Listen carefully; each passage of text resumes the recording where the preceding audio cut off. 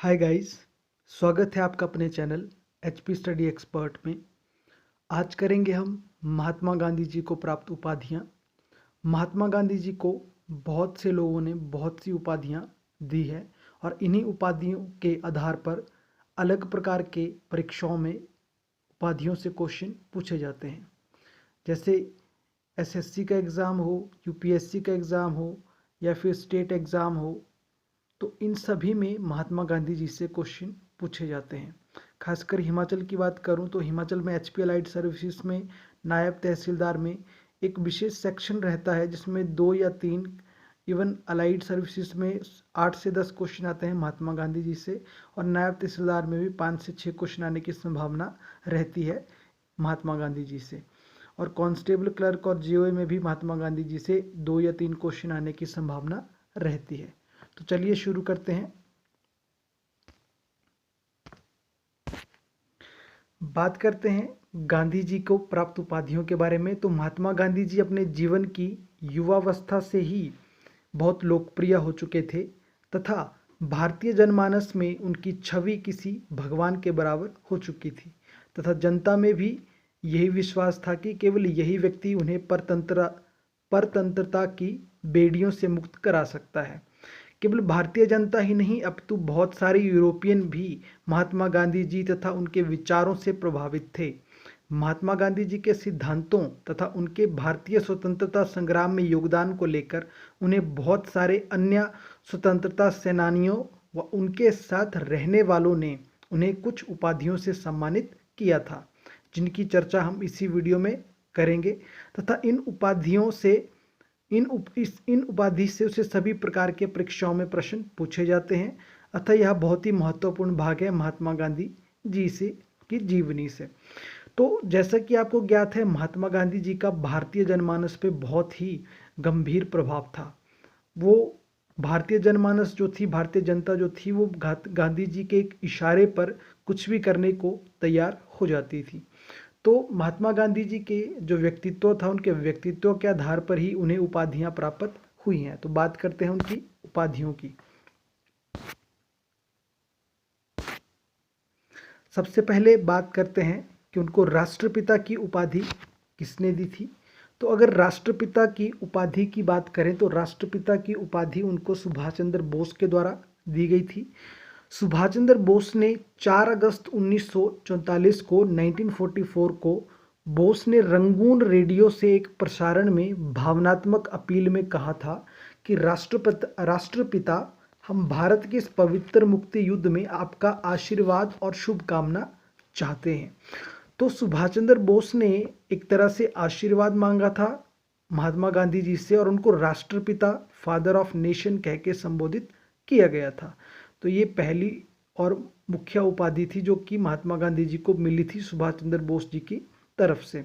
और बात करते हैं दूसरी उपाधि की। तो दूसरी उपाधि बापू की उपाधि थी, जिसमें महात्मा गांधी को बापू कहकर संबोधित किया जाता था। ये उपाधि मुख्यतः CF एंड्रयूज और जवाहरलाल नेहरू ने दी थी। मुख्यतः इसमें नाम, मैक्सिमम बुक्स में नाम जवाहरलाल नेहरू का आता है, लेकिन सोर्सेज में इनके साथ CF एंड्रयूज भी दिया गया है।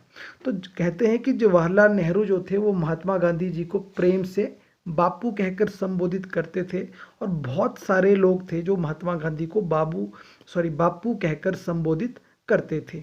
बात करते हैं तीसरी उपाधि के बारे में। तो तीसरी उपाधि थी, इनको मलंग बाबा की उपाधि मिली हुई थी। मलंग बाबा की उपाधि जो थी ये कबायलियों के द्वारा दी गई थी और ये उपाधि जो थी 1930 के सविनय अवज्ञा आंदोलन के समय कबायलियों द्वारा मलंग बाबा संबोधित किया गया था महात्मा गांधी के लिए शब्द। तो ये भी एक इन्हीं के नाम की उपाधि होगी, मलंग बाबा के नाम से। ठीक है, बात करते हैं नेक्स्ट उपाधि के बारे में। नेक्स्ट उपाधि जो थी महात्मा गांधी जी को लेके वो वन मैन बाउंड्री फोर्स के नाम से दी गई थी। वन मैन बाउंड्री फोर्स ये कहा था लॉर्ड माउंटबेटन के द्वारा, जो कि भारत के अंतिम वायसराय भी थे। ठीक है, भारत के अंतिम वायसराय भी थे। और माउंटबेटन ने ये उपाधि कुछ इस तरह से अपने शब्दों में कहा था महात्मा गांधी जी के बारे में कि जो काम जो है 50,000 हथियारबंद सिपाही नहीं कर सकते थे, वह काम गांधी ने कर दिखाया।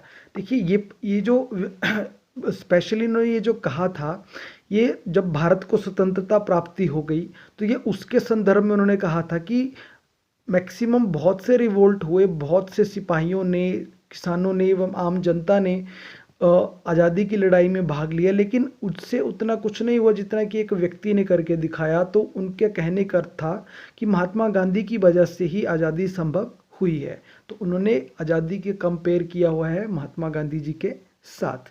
नेक्स्ट उपाधि की बात करते हैं तो नेक्स्ट उपाधि थी भर्ती करने वाला सार्जेंट, या सिंपल सार्जेंट भी इनको कहा जाता था।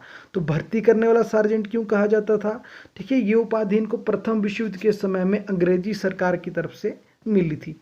तो अंग्रेजी सरकार की तरफ से उस समय क्या था कि अंग्रेजी जो सेना थी उसमें भारतीय सिपाही शामिल थे, और महात्मा गांधी जी ने भारतीयों को बहुत प्रोत्साहित किया था ब्रिटिशर्स की तरफ से लड़ने के लिए कि वो ज़्यादा से ज़्यादा भारतीय सेना में शामिल हों, ब्रिटिशर्स को जीत दिलवाई जाए, और ताकि ब्रिटिशर्स जो है उनको वापसी में क्या दे, वापसी में उनको फ्रीडम दे दें। ठीक है, तो इसीलिए भर्ती करने वाला सार्जेंट इनको कहा था ब्रिटिश सरकार की तरफ से, अंग्रेजी सरकार की तरफ से। हालांकि भारत को इसके बाद स्वतंत्रता नहीं मिली थी। बात करते हैं नेक्स्ट उपाधियों के बारे में। तो नेक्स्ट जो इंपॉर्टेंट उपाधि थी महात्मा गांधी जी को जो मिली थी वो थी अर्धनंगा फकीर। अर्धनंगा फकीर की उपाधि विंस्टन चर्चिल ने दी थी, जो कि ब्रिटेन के प्रधानमंत्री थे। यह उपाधि द्वितीय गोलमेज सम्मेलन के लिए इंग्लैंड प्रवास के दौरान दक्षिणपंथी नेता ने सर्वप्रथम गांधी को अर्धनंगा फकीर, यानी कि इनको हाफ नेक्ड फकीर के नाम से इनको उपाधि मिली हुई थी। ठीक है, हाफ नेक्ड फकीर के नाम से। सेकंड जो राउंड टेबल कॉन्फ्रेंस हुई थी, जब महात्मा गांधी जी जो थे वो इंग्लैंड गए हुए थे, तो वहाँ पे काफ़ी सर्दी होती थी। तो वहाँ के जो दक्षिणपंथी वामपंथी नेता थे विंस्टन चर्चिल, उन्होंने जो है ये उपाधि दी थी हाफ नेक्ड फकीर की, क्योंकि महात्मा गांधी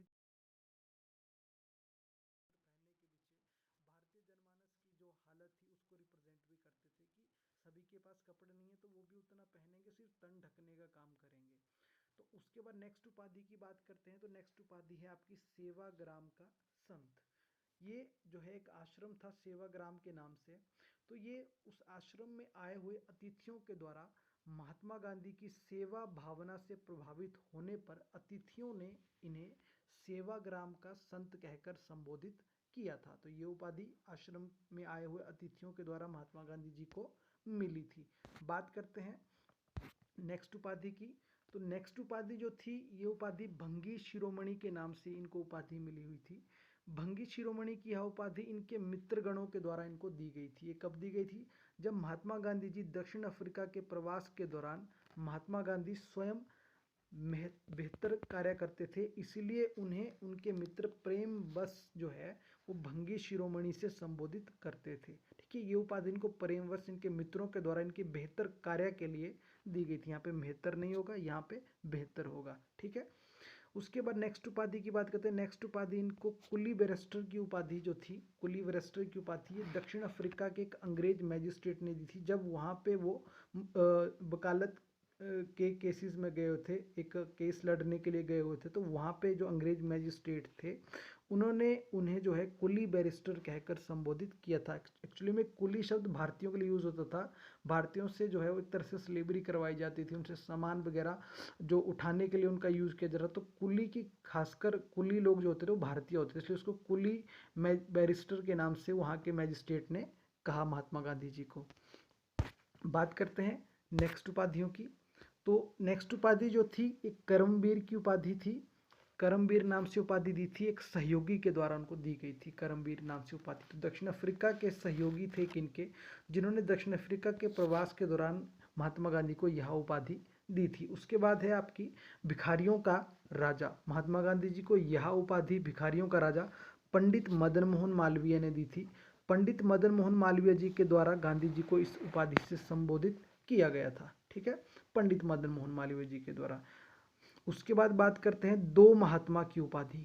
ठीक है, ये सरोजनी नायडू ने दी थी दो महात्मा की उपाधि यह उपाधि गांधी व इरविन को संबोधित दोनों को किया गया था इसमें, ठीक है। दो महात्मा यानी कि एक महात्मा गांधी और दूसरे महात्मा इरविन। यह उपाधि गोलमेज सम्मेलनों के दौरान दी गई थी महात्मा गांधी और कलेक्टिवली दोनों को, ठीक है, गांधी और इरविन दोनों को, ठीक है। उसके बाद बात करते हैं लास्ट बची हुई दो उपाधियों के बारे में। तो यह उपाधि केसरे हिंद की उपाधि थी। केसरे हिंद की उपाधि अंग्रेजी सरकार की तरफ से दी गई थी। प्रथम विश्व युद्ध के समय ब्रिटिश सरकार की सहायता के उपलक्ष्य में यह उपाधि मिल गई थी महात्मा गांधी को, केसरे हिंद की उपाधि। और बात करते हैं देशद्रोही फकीर की उपाधि, तो ये उपाधि भी विंस्टन चर्चिल ने दी थी, जिन्होंने हाफ नेक्ड फकीर अर्धनंगा फकीर की उपाधि दी थी। तो विंस्टन चर्चिल ब्रिटिश सरकार की आलोचना करते हुए चर्चिल ने कहा कि वह देशद्रोही फकीर, जो देशद्रोही फकीर वाला वर्ड था वो महात्मा गांधी को पुकारा था, ठीक है, कि ये ब्रिटिश सरकार की आलोचना करता है और ये देशद्रोही फकीर है। महात्मा गांधी के संदर्भ में यह टिप्पणी की थी विंस्टन चर्चिल ने। तो यह एक तरह की इनको टाइटल दिया गया था देशद्रोही फकीर का। तो ये थी महात्मा गांधी जी को प्राप्त हुई 14 महत्वपूर्ण और एग्जाम में पूछी जाने वाली उपाधियां। तो जो भी वीडियो देख रहा है वो वीडियो को लाइक जरूर करे, और जो भी चैनल से पहली बार जुड़ रहा है वो चैनल को सब्सक्राइब जरूर करे, और वीडियो को ज़्यादा से ज़्यादा शेयर जरूर करें। धन्यवाद। Thank you. जय हिंद।